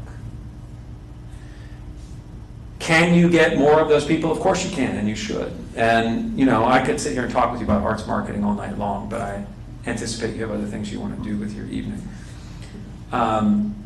That number will continue to grow, and there's two basic strategies. Number one is to deepen with the people who've already bought one ticket.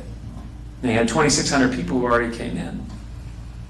My colleague Michael Kaiser, who ran the Kennedy Center for 14 years, is quoted in the New York Times today on an epidemic that's ravaging the US theater industry, and it is the decimation of the subscription model. So everyone here has been a subscriber at one point in their life to a cultural institution. Subscriptions arguably have been in decline since the late 90s. There's lots of sociological reasons why.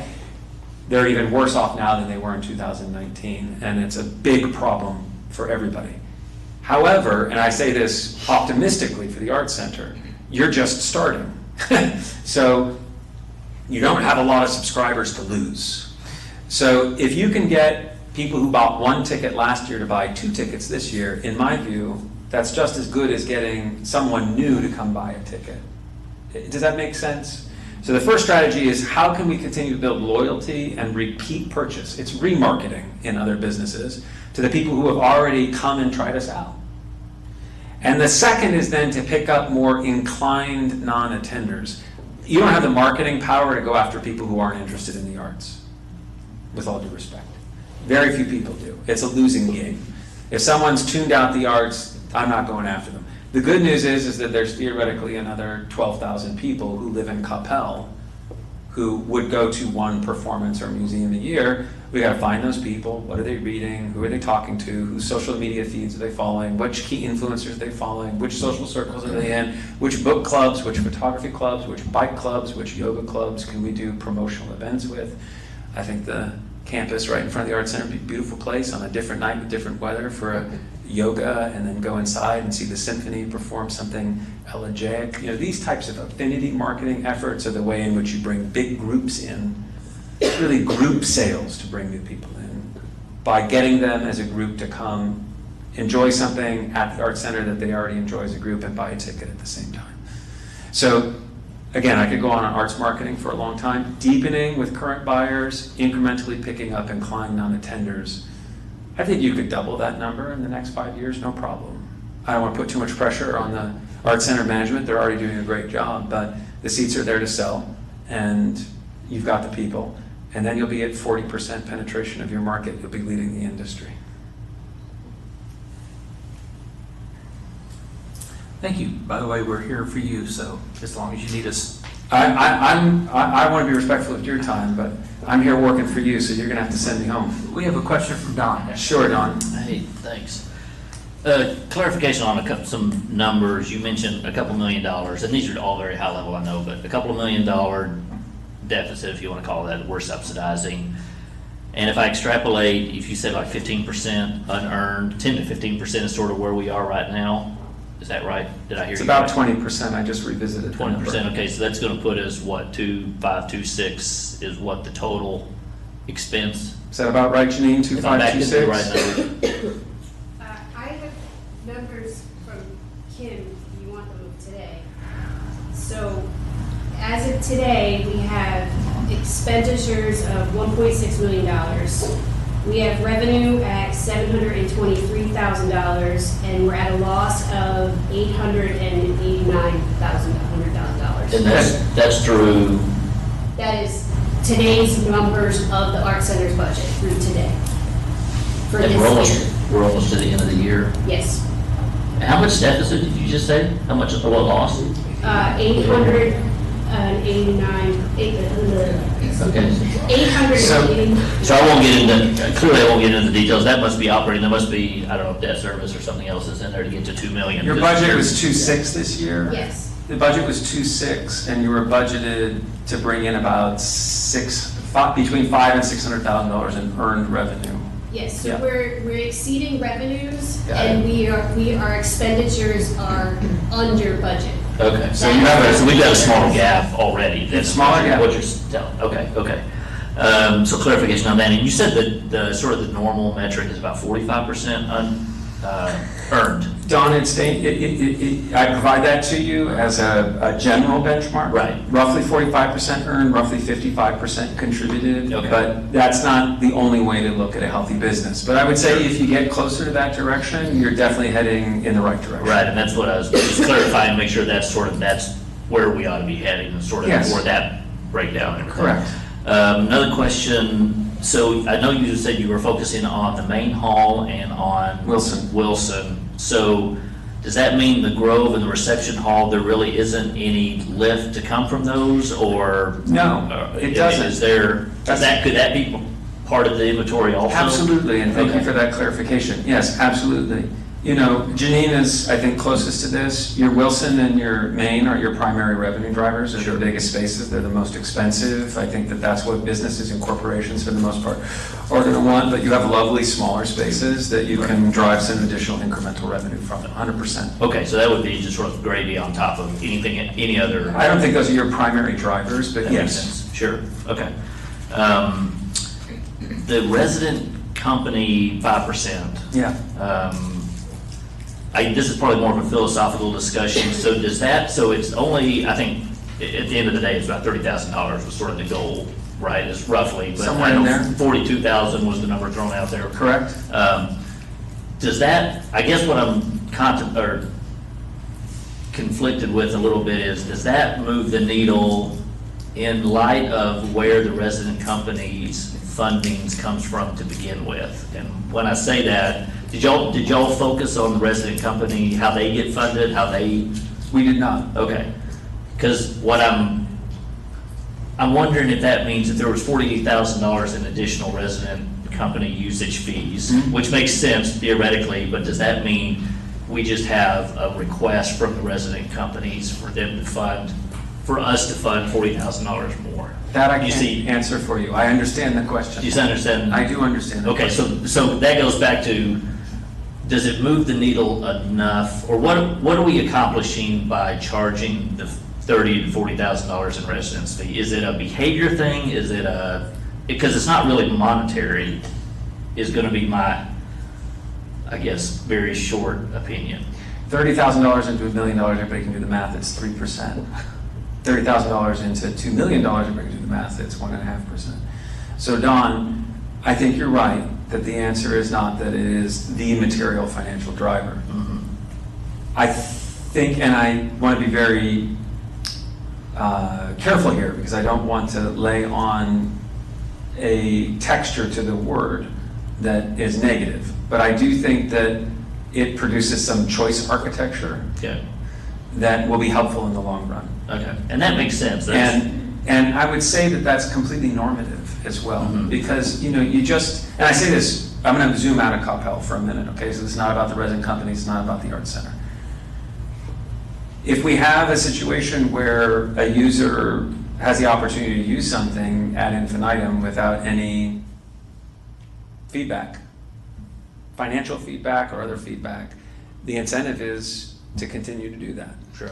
And the clear reality of the Coppell Arts Center, unless the city, I realize, Janine, you have great numbers, and that's great news, and that's a headline, as far as I'm concerned, that's your numbers as of today. That means you're running a sufficiently more efficient business than even July when we looked at this last month, okay? So that's fabulous news. Is that what it's gonna look like next year? I can't tell you that, you don't know that yet. So let's assume that you still wanna work on the financials. The clearest way, aside from fundraising, is to drive more earned revenue from third parties. It's the clearest way. And you need more flexibility in order to do that. And that's a standard function within peer organizations, is to drive that type of revenue. Yeah. So it's both. I'm not going to say it's an insignificant amount of money, because if our gap is actually 800,000, then 40,000 is 5%. It's not nothing. And at the same time, yes, it produces a sort of incentive for everyone to be cognizant of how every hour of resource is used in the space. Okay, and that makes sense. I was just making sure I had straight in my mind if this was truly a financial, or is it, you know, coming out of one pocket or the other pocket? I'll tell you, depending- Don, I mean, to so be that's- totally- just to clarify. To be totally blunt, when I started the conversation, I think I said something to the effect of, to Mike and Janine. Excuse me. I think I said, the current proposal seems very low to me, comparatively, you know, and it was higher than where we've landed. Mm-hmm. And I honestly brought it down. I'm not saying anybody was arguing it for it to be substantially higher. You just look at the financial reality and you understand the immense sweat equity and the immense volunteerism and the immense community goodwill that's going into producing these experiences, and you read and you learn about the history of the way in which the community came together, and you say, let's not do something that's going to be damaging, and at the same time, let's approach this as a community. And I think that's sort of the grand bargain that's on the table. Yep, that's helpful. Mike, the hangar, do we have any idea on CapEx needed on that at all? They're still working on it. Okay. That's the reason we'll make the presentation at the end of September.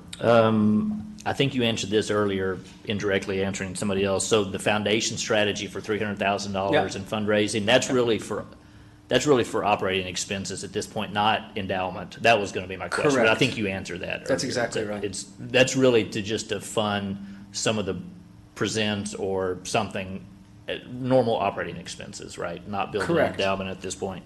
I would go so far as to say it plays a pivotal role in keeping the subsidy at that level. Yep. For the resident companies. And it also, I think the other two primary functions are to support the great artists that you're bringing in through the Present series.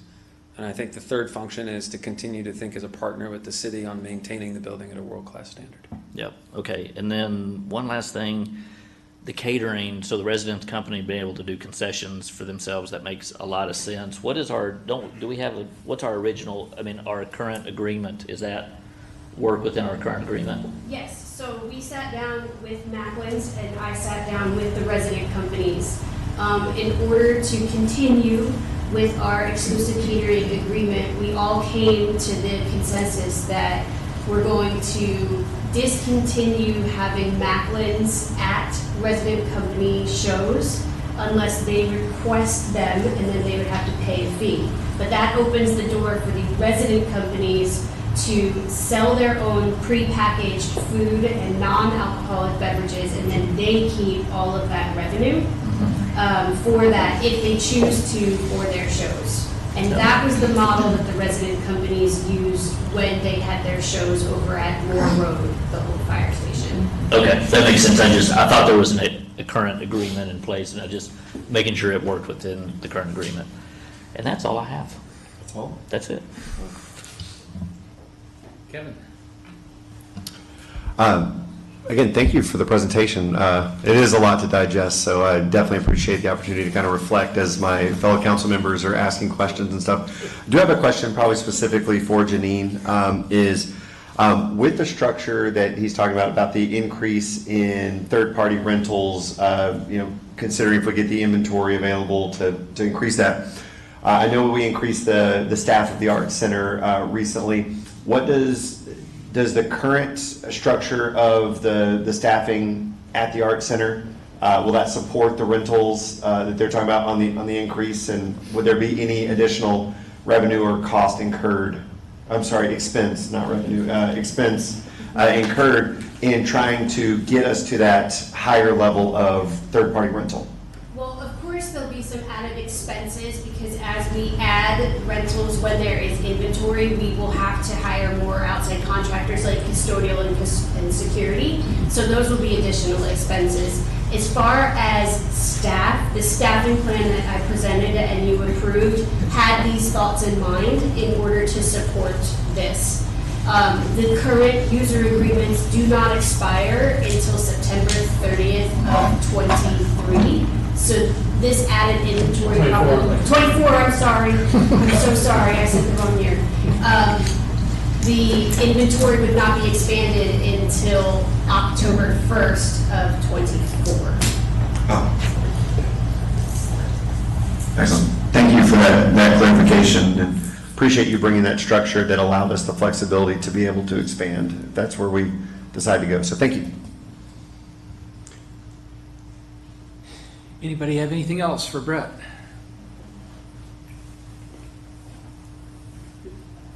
John?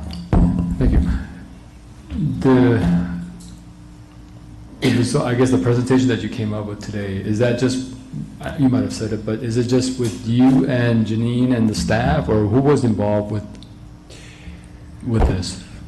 So at the beginning of the process, I met with each of the leaders of the resident companies and asked them for information about their usage and their priorities and their concerns, and also learned as much as I could about their programming.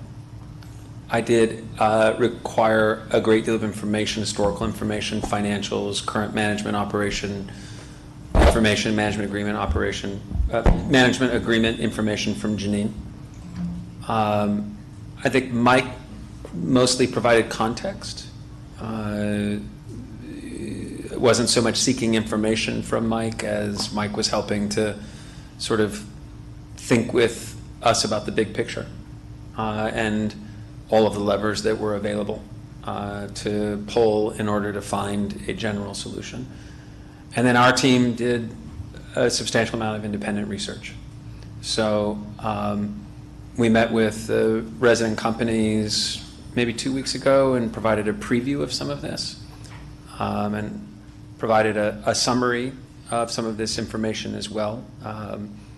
And my hope was that they have felt properly consulted, if not, not over-consulted, but properly consulted in this. And yet, we provide this as a respectful draft that we assume the community will discuss and hopefully find value in, but may find that it needs some iteration. And just to follow up on that, I know you can't compare with others like apple to apple, but the proposal that you've given us, or direction that you've given us, were there similar other city situations where this can be compared to, and was there a result that was seen as to what the implementing the suggestions? So the plain answer to your good question is there is not an apple-to-apple comparison, okay? There are a few, I think, helpful standards that you could think of as benchmarks. In my view, it's very important that you move in the direction of a more equal balance between earned and contributed revenue. In this case, the city is playing an outsized role in contributed revenue, okay?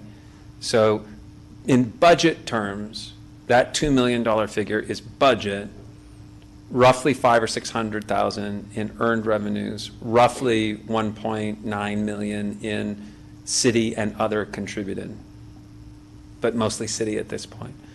So if you can encourage the foundation and support the foundation to do a little bit more, that takes a little bit off of the city. And that is one, frankly, atypical element of your current operation. And I'm not saying this as a critique. Typically, you would see at this stage in the development, not always, but typically, you would see in this stage of the development of a primarily city-led operation, and I say this is not a critique of the foundation in the slightest, you would see a slightly more prevalent private sector fundraising effort as a complement to the city, typically, okay? So this strategy moves us in that direction. And I think there's tremendous goodwill. There's great leadership at the foundation.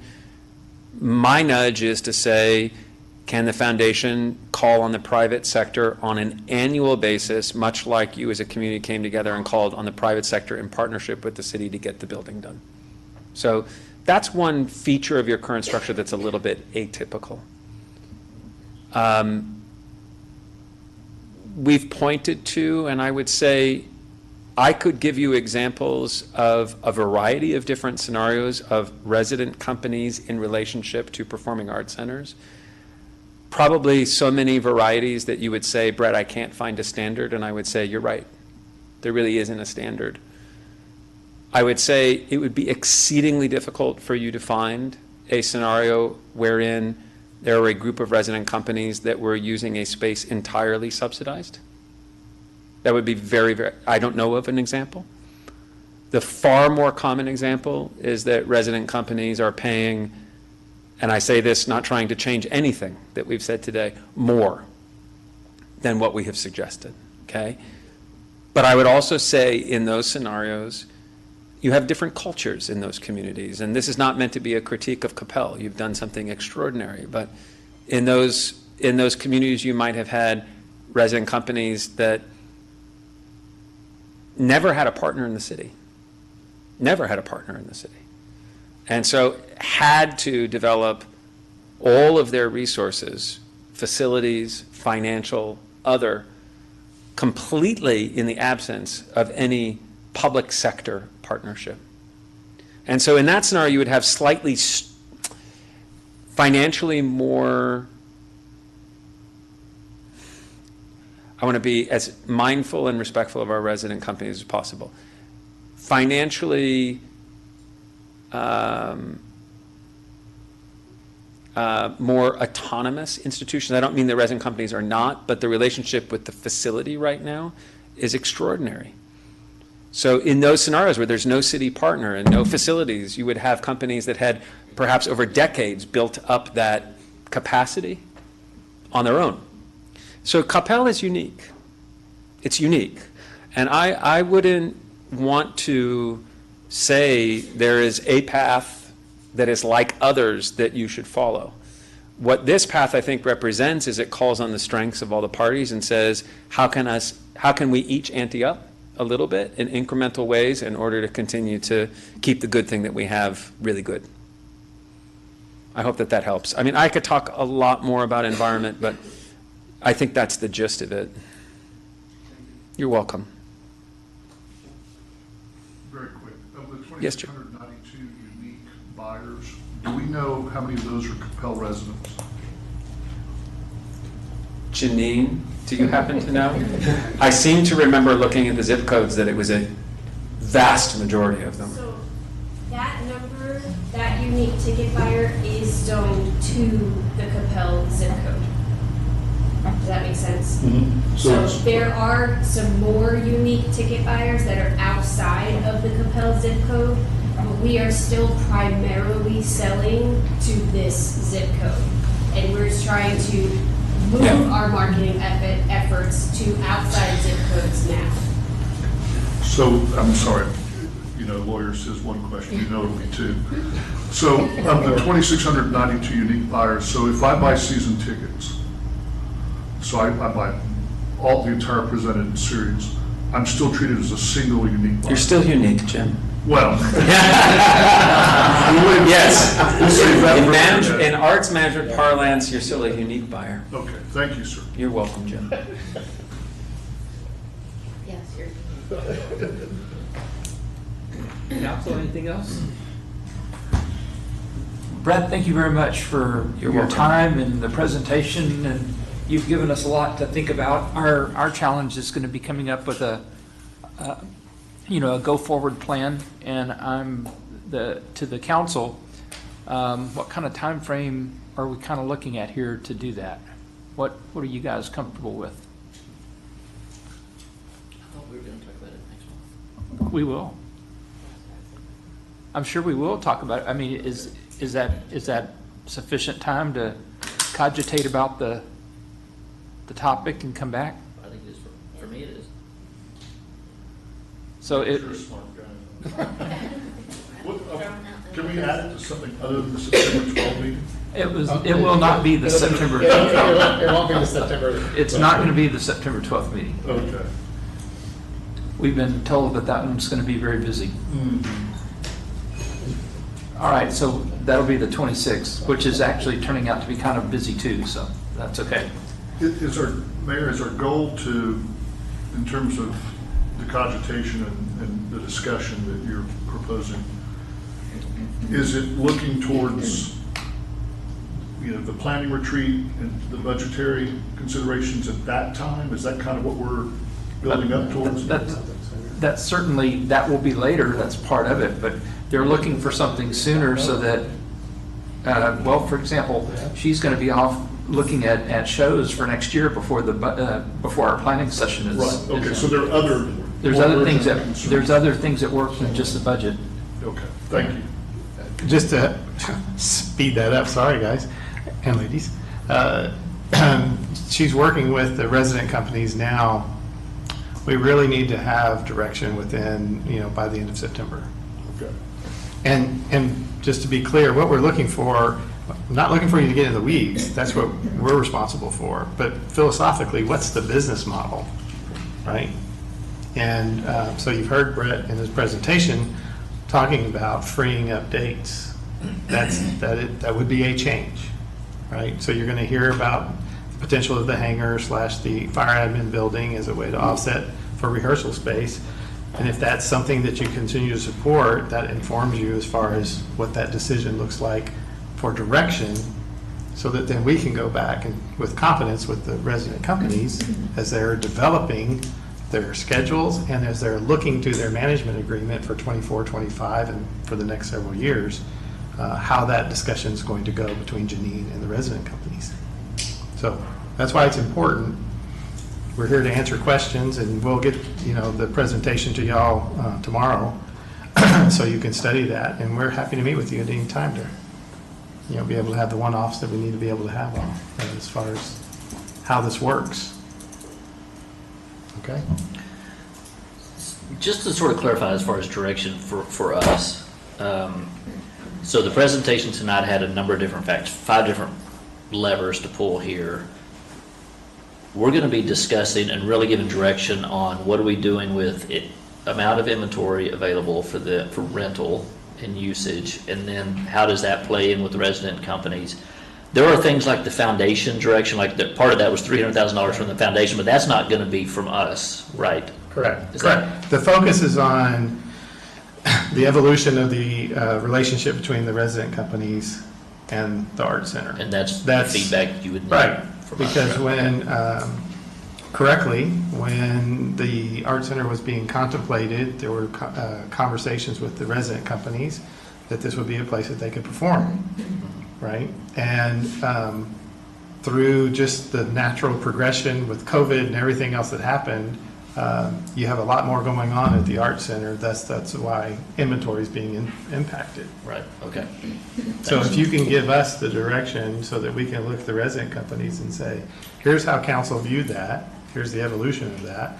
And look, if you say so here's the deal. One of your options is not to make a change. And if that's true, then I will say to you every budget season, that's not a conversation that we're going to have because you've already made that decision, right?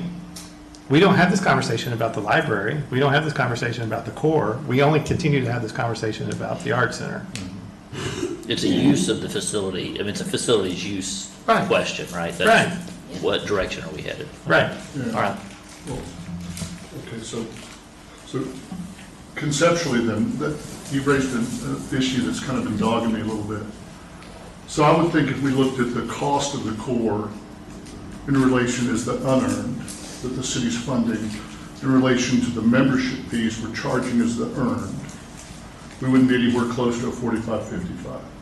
Yeah. Or if we looked at It's about 50-50. Is it really? Mm-hmm. And that includes like the new equipment we're buying and. Yeah, that's the whole package. The operations at the library, a little over $2 million plus. We get $0 for the library. At the core, it's a little over $2 million, and our revenues are a little over $1 million.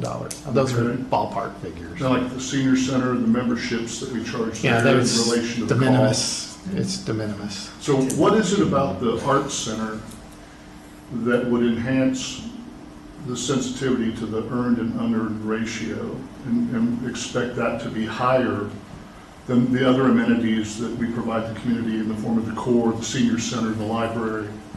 I get to back out of that conversation. It's at this table. That's where Right, but the point that you just made about the budget and everything kind of raised that point conceptually in my mind. I mean, we're looking at one of the amenities we provide the community that we've invested in building and constructing and staffing. And, you know, granted, we can sell tickets that people can go see something there in the same way we could sell, you know, rental at the core for a birthday party for a 6-year-old or something. So it's much the same in many ways. You know, I don't know if we charge for the conference room of the library if a private entity wants to get it, but I mean, so the earned unearned ratio, it seems to me, could be applied to every amenity facility that we operate. And yet, the only focus seems to be on the Arts Center, and I was just kind of concerned, look, I'm the newbie here, so conceptually, is there a reason for that? Well, that's exactly why we're having this conversation, just so we can set a strategy so that he knows what to do. Brianna? You make an excellent point, and we had the same type of conversation for the senior center, right? Like we've done for the other facilities, and it's come up with strategies for what are the uses, do we want, you know, is there a revenue stream? If so, what can we expect from that, and how do we staff it accordingly, right? Of course, when we then did the Arts Center, we knew that we were kind of trying to fill a niche, right? We wanted to make sure that we promoted the arts in our community and that we supported our resident companies, as well as allow for others to come in and provide another amenity for our community. But all that to say, because you mentioned being a newbie, we did the exact same thing for the senior center, and I think it's like, okay, there are strategies around that, and maybe that's part of the conversation, is to bring everyone up to speed on what do we have, right, that exists for everywhere else, and then how does this fit, and then what do we want to do with it? So we look at everything holistically, but. You know, we made decisions along the way on the design of this facility. We increased the size and the seating capacity, looking towards having a better revenue stream.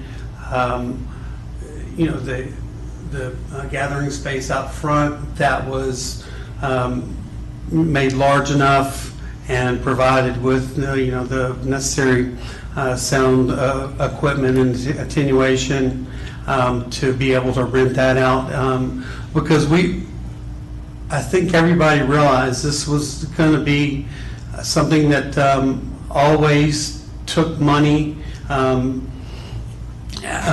know, to run, and it was not going away.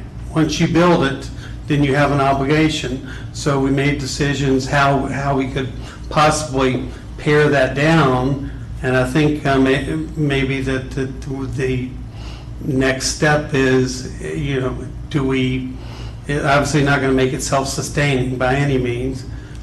We look at it as an amenity just like we do the senior center or the core, but what can we do to minimize the impact to the kind of the bottom line?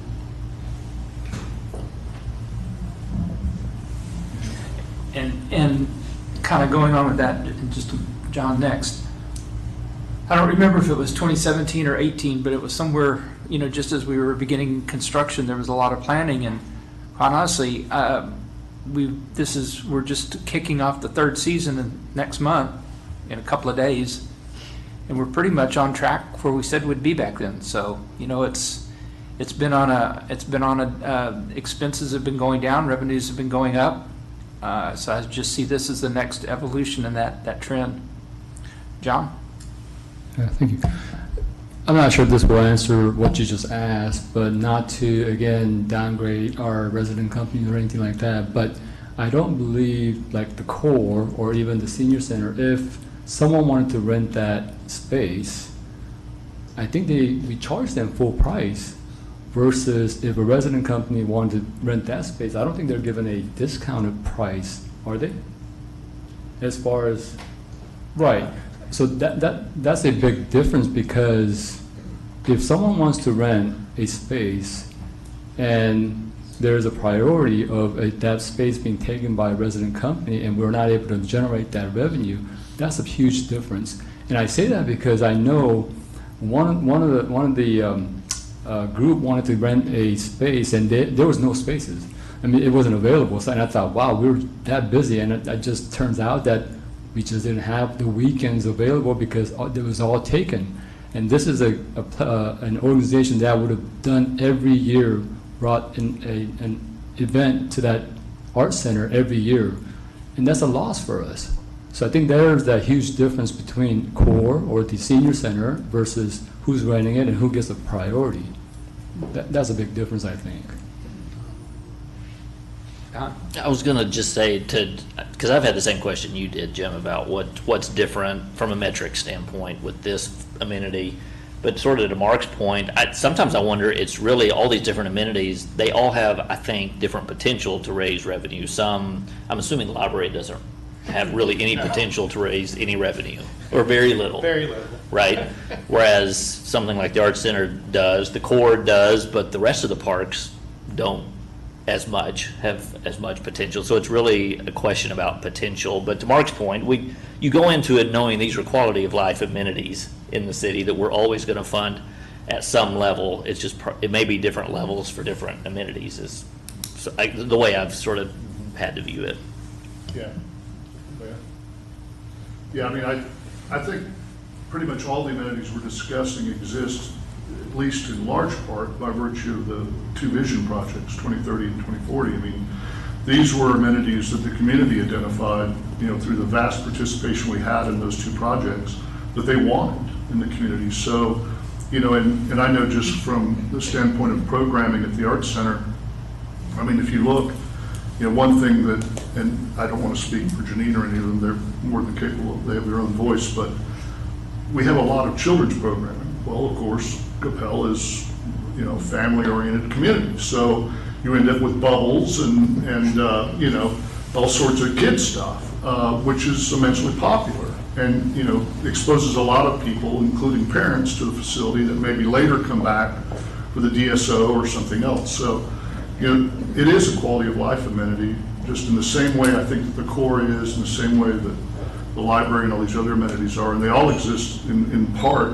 if not large part, by virtue of the community expressing a desire to have this in our community for their use. So, I think it's important to be as efficient and as cost effective as possible. I mean, sure, but I mean, the idea of an endowment, for example, to me is something that, I mean, sure, if we had a bequest program and someone left, $500,000 to the endowment, that'd be wonderful. But with an endowment, you have to recall, you're not living off the principal or the corpus. You're living off only the revenue that's generated, and even in a relatively high yield environment, if you had $1 million in there, you'd be generating maybe 5, 6, 7% at most of that $1 million that you could then use for operations or whatever. So even the endowment is, a little bit of a stretch in my view. But not to say it shouldn't be a target or a goal, but I don't think it's anything that we could look at as having any immediate effect on offsetting the cost of the facility.